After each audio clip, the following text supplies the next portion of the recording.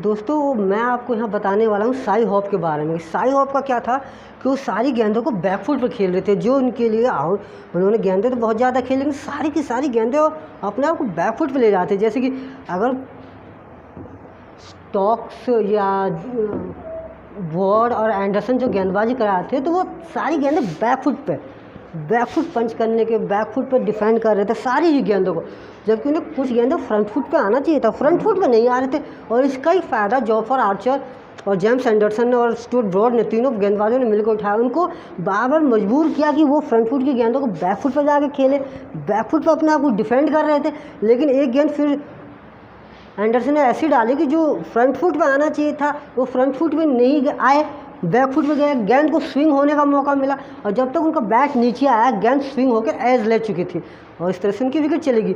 तो हर गेंद को बैकफुट पर डिपेंड करना, फ्रंट फुट की गेंदों को भी वो बैकफुट पर डिपेंड। और यही हाल रहा आपके क्या कहते हैं ब्रुक्स का। ब्रुक्स भी गेंदों को ही फ्रंट फुट की बजाय बैकफुट पर डिफेंड करने की कोशिश कर रहे थे, जो वो कर नहीं पाए। और इसका भी फ़ायदा एंडरसन को मिला। एंडरसन उनको भी विकेट उनकी भी ले ली।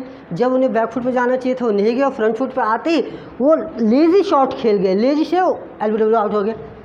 तो वेस्ट इंडीज़ के अधिकतर बल्लेबाज इसी तरीके से गए।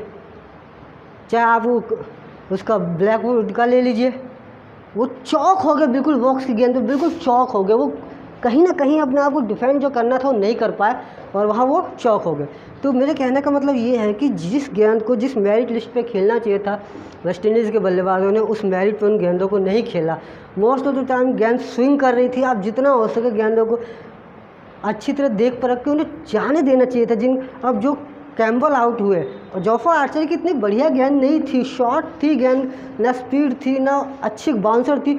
वो यहाँ से ला के अपने आप को ना लेज़ी सा यूँ बैट को गिरा दिया, बॉल ने बैट के हैंडल को टच करके स्लिप और गली रीजन में चली गई। ये किस वजह से वो भौचक्के से रह गए ये मुझे समझ में नहीं आया। और एक बहुत बड़ी कमी जो मुझे कैम्बल के रूप में, अच्छा स्टार्ट मिल चुका था 30-32 रन पर, बढ़िया खेल लिख भी उनको बहुत शानदार हो रहा था। लेकिन जब उन्होंने जोफर आर्चर की उससे पहले जोफर आर्चर ने एक फील्डिंग बनाई, उससे पहले जोफर आर्चर ने उनको फंसाया अपने गेंदबाजी में, गेंदों को बाहर निकालते गए। कुछ एक गेंदें जो वो लीव करना चाहते उनके बल्ले के बॉटम से लग के, जैसे जिस गेंद को लीव कर रहे थे वो गेंद उनके बल्ले के बॉटम से भी लगी, तो वहाँ जोफर आर्चर ने उनको अपनी गेंदबाजी में बिल्कुल फंसा लिया।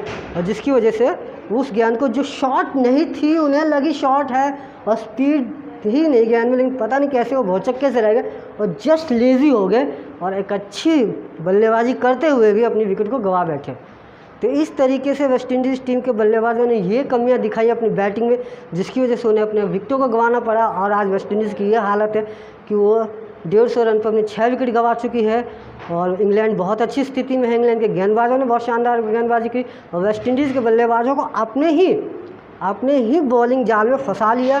मतलब कहने का मतलब ये है कि जिस तरीके से इंग्लैंड के बॉलर चाहते थे कि वेस्ट इंडीज़ की टीम खेले, ठीक वैसा ही उन्होंने प्रदर्शन किया। यानी वेस्ट इंडीज़ के बल्लेबाजों ने अपने स्तर से नहीं खेला, वेस्ट इंडीज़ के बल्लेबाजों ने इंग्लैंड के बॉलिंग ने जिस हिसाब से उन्हें खिलाना चाहा उस तरीके से खेला।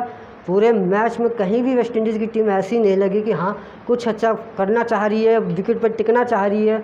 अच्छी स्टार्ट के बाद भी वेस्ट इंडीज़ की टीम लड़खड़ा गई है। हाँ, इस समय होल्डर जो थोड़े बहुत निक में दिख रहे हैं, होल्डर अच्छा, लेकिन होल्डर से हम यही उम्मीद कर सकते हैं कि होल्डर जब भी इस बल्लेबाजी को कंटिन्यू रखे, पूरा देख के खेले, गेंद को मेरिट लिस्ट पे खेले, ना बैकफुट पे जाए ना फ्रंट फुट पर, जिस गेंद को जहाँ खेलना उस तरीके से खेले। बात करते हैं इंग्लैंड की फ़र्स्ट इनिंग जो आज सुबह चालू हुई उसके बारे में। तो इंग्लैंड की फ़र्स्ट इनिंग जो सुबह चालू हुई तो वेस्ट इंडीज़ के बॉलर पूरे लय में दिखे, उन्होंने पूरी लय का परफॉर्मेंस किया। गैब्रियल ने अपने पहली ओवर में, गैब्रियल की गेंदें इतनी अच्छी स्विंग हो रही थी कि एक कैच तो क्या कहते हैं बटलर का और ऑली पॉप का कैच, सॉरी माफ़ कीजिएगा, ऑली पॉप का कैच है, उस स्लिप में रकीम ने ड्रॉप कर दिया। उसके बाद एक नो बॉल हुई जिसमें बटलर बच गए। तो कुल मिला के गैब्रियल बहुत शानदार फॉर्म में दिखे, उनका साथ दिया रोच ने, दोनों ने विकेट। और सुबह वेस्ट इंडीज़ की पारी को बिल्कुल ही धराशायी कर दिया इंग्लैंड के बॉलरों ने, और वही काम किया वेस्ट इंडीज़ के बॉलरों ने भी, जो इंग्लैंड की पूरी सुबह की बल्लेबाजी को धराशायी कर दिया। कुछ बाद में आके स्टुअर्ट ब्रॉड ने एक अच्छे शॉट लगाए, 60 रन की बहुत उम्दा पारी खेली उन्होंने, और जिसके सहारे इंग्लैंड की टीम का स्कोर भी बढ़ा और एक ऐसे अच्छे पोजीशन में आ चुकी है कि अब वेस्ट इंडीज़ टीम को कड़ी और मजबूत टक्कर दे रही है। और उसका जब वो इंग्लैंड की टीम बॉलिंग करने आई तो वेस्ट इंडीज़ के बल्लेबाज उस कसौटी में खड़े नहीं उतर पाए और इंग्लैंड की बॉलरों ने उनको बहुत हद तक उनको अपने कब्जे में फंसा लिया है। मतलब कहने का मतलब ये सब मैच का शिकंजा इंग्लैंड की तरफ झुका पड़ा है। इंग्लैंड विनिंग पोजीशन पे है और वेस्ट इंडीज़ की टीम पूरी तरह से लड़खड़ाई हुई है। सुबह तीसरे दिन के खेल में बहुत रोचक होगा कि वेस्ट इंडीज़ के बल्लेबाज अपने आप को कैसे संभालते हैं। खासकर देखना ये लाजमी होगा कि उनके कप्तान जेसन होल्डर पारी को किस तरह से निखारते हैं, वो अपने मैच्योरिटी का सबूत देते हैं। एक अच्छा स्कोर उनके इंडिविजुअली उन्हें अच्छा स्कोर करना है, वो एक इंडिविजुअली अच्छा स्कोर करेंगे, मैच को आगे बढ़ाएंगे।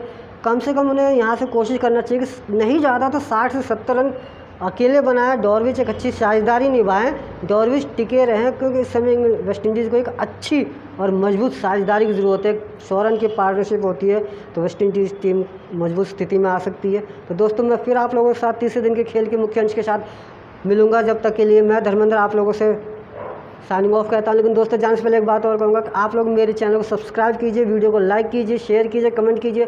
मैं ऐसी मैच के अच्छे रोचक विषयों पर बातचीत करता रहूँगा, मैच के रिव्यू लाता रहूँगा, खिलाड़ियों और उनके जीवन से जुड़ी हुई बहुत सी रोचक बातें जिन्होंने आप लोगों ने पहले कभी नहीं सुनी होगी, आप लोगों को मेरे यूट्यूब चैनल जिसका नाम है धर्मेंद्र रावत और मैं हूँ आपका दोस्त और होस्ट धर्मेंद्र, ऐसे ही बताते रहूँगा। तो दोस्तों चैनल को सब्सक्राइब कीजिए, बेल आइकन को दबाइए जिससे मेरी कोई वीडियो सबसे पहले आप लोगों तक पहुँचे।